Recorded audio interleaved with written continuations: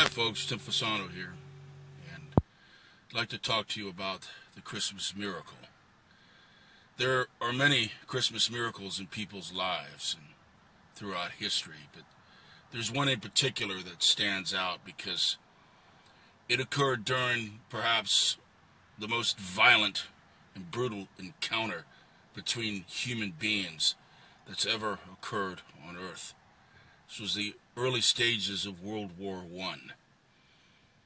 It was a brutal war that ultimately resulted in the death of 8.5 million men, most of them young boys, 20 and 21 years old, who would have rather have been home with their girlfriends than out in the trenches.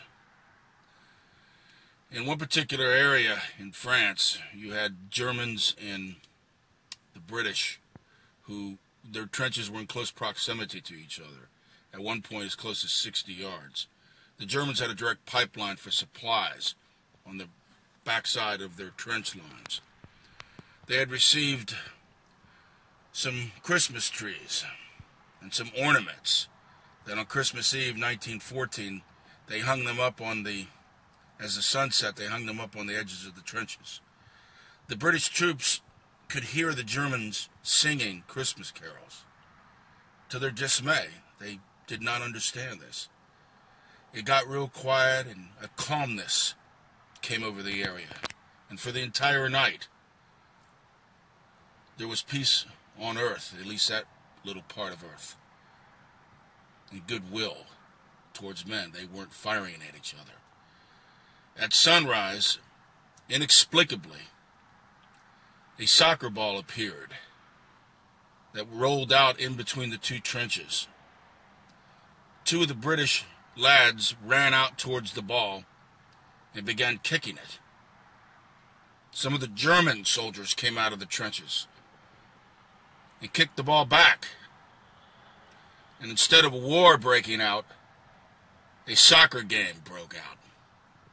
It was the Germans against the British, to the dismay of the generals in charge, who had obviously received orders from the high command to prosecute this war. Well, for the rest of the day, the British and the Germans exchanged food, gifts, and played soccer. There was truly peace on Earth. And these miracles have been occurring for 2,000 years, going back to a little town in Bethlehem, when a young baby was born who